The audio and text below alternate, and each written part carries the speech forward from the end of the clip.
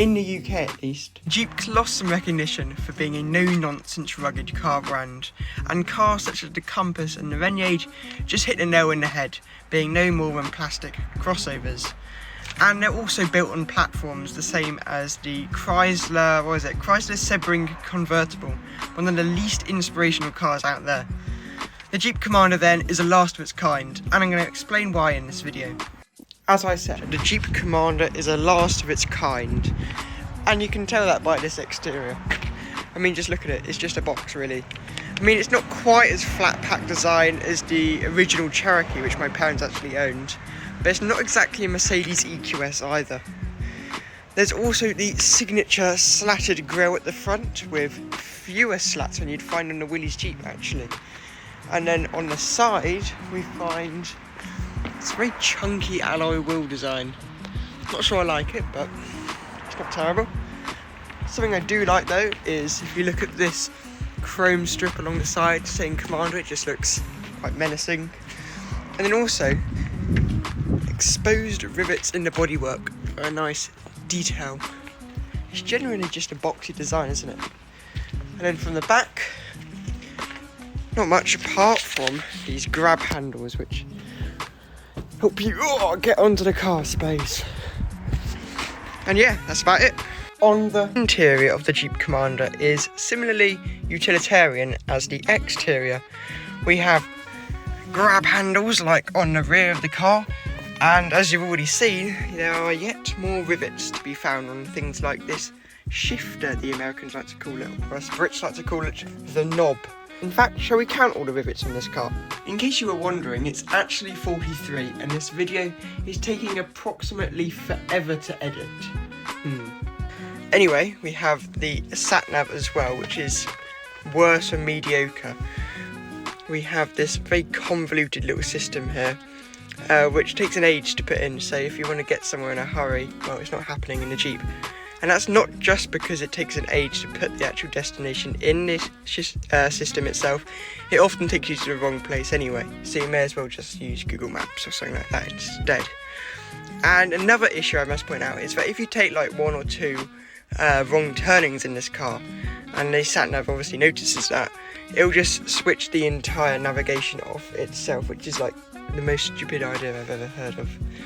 On the plus side, we do have some luxuries. We have more wood, which is a nice touch, and there's also some fairly squidgy materials on the dash, although down here it's more scratchy, but the actual build quality of the car I've found to be very good, everything feeling solid and well put together. What isn't as luxurious though is the number of blanked out buttons. We got one there and plenty more down here. It's either a big oversight from Jeeps themselves, or they're just options which haven't been fitted, although I do think this car is fairly well spec'd. We do on the plus side have a manual handbrake, which is something very rare in today's world, but it isn't of the highest quality and it does feel a little bit loose. And that brings me neatly on to some other annoying features of this car. Rear legroom in this car is absolutely appalling. I'd rather be in a Ford Fiesta of this era instead, because I'm pretty sure I'd have a more comfortable time. The plastics in this car are quite rubbery, so we're very prone to getting scratches like on here. I mean, it feels quite nice, but it does pick up all the scratches. That isn't to say that everything is bad about this car, because there are some very thoughtful features, such as the fact that it comes with 7 seats as standard. Oh, that was a lot faster than most of these systems. I mean, if this was like an Audi Q7 or something, it would have taken me 3 years to take the seat down. And then simply come around to the back.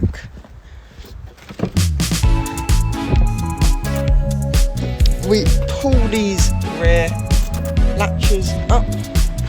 Very simple job. Put the headrest up. It's done.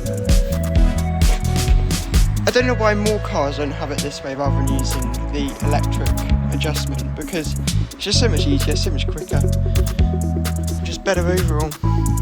And then if we get into the back itself,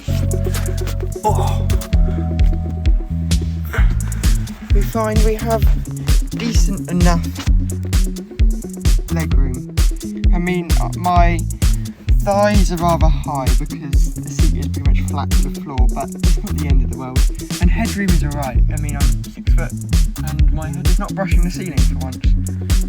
It may not have a split folding tailgate like you might find on a Range Rover or BMW X5, but another cool feature is you've got up this pop-up window glass, which means if you've got lots of stuff in the back and it's all going to fall out, there's no need to worry, although the gas struts do seem to be going on this one.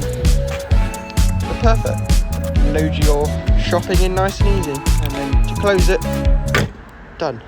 A huge selling point for this car is the commanding driving position. Look at this. Nice and high up from the road, and then you can look at all the scumbags down below. It's very nice, a very commanding driving position, like the name of the car suggests. That was neat. There's even rear entertainment in this car, which is a nice feature to have. Admittedly, this screen is not going to be worrying the new 7 Series, which you can actually watch my review of with the link popping up right now. But it's still a nice feature to have and works a lot more intuitively than the system in the front. Simply pop a CD in there, use your remote to turn it on, and then you're away. Commander performs well off-road because you have switchable 2-wheel drive to 4-wheel drive. I'm going to get it in the shot. There we are. So you can go low range 4-wheel drive when you're on a muddy little track. On the rear, you get a great view out the side windows because they're almost in line with your legs actually. And when you put them down, you need the ignition on, but I'll tell you anyway, they go all the way down and they don't just stop halfway like on a lot of cars these days. Those of you who are tempted by the low starting price of around £4,000, be warned because tax is in the highest bracket at £695 from your pocket each year, and fuel economy isn't woeful, but it's not exactly great either. Reliability shouldn't be of major concern, but when something does go wrong, be warned that parts aren't exactly readily available and you may have to import stuff from the States instead. Unsurprisingly, there is no 2-litre petrol engine under the bonnet with mild hybrid assistance. Instead, there are 2 engine options, the most popular being the 3-litre diesel, which is an excellent engine found under the bonnet of most Mercedes-Benz of this era. It's on the whole a reliable and punchy engine, and there's also a 5.7 litre Hemi engine for those wanting a little bit more punch, which I think would sound quite a bit better in this one. The ride of this car is also incredibly cushioning, although it can sometimes feel slightly floaty at times, which can cause some nausea for the passengers in the back. This isn't exactly helped by the handling of this car, which doesn't perform in a league anywhere near the Porsche Cayenne and BMW X5. Speaking of rivals, it's in an odd position, the Jeep Commander, because it's not exactly as luxurious as a Range Rover or BMW X5 or Audi Q7 or what's the other one? Mercedes M-Class. But it's still around the same league as a Land Rover Discovery 3 and VW Touareg. In this case, the Touareg is a similar price, with the Disco being a tad more to buy. The VW also benefits from excellent engines, with 2 options being as bonkers as the ones in this car. That's a 5-litre V10 diesel and the other is a 6-litre W12. And it won't be left for dead off-road. The Disco 3 has to be the best off-road though, and it also has a great image.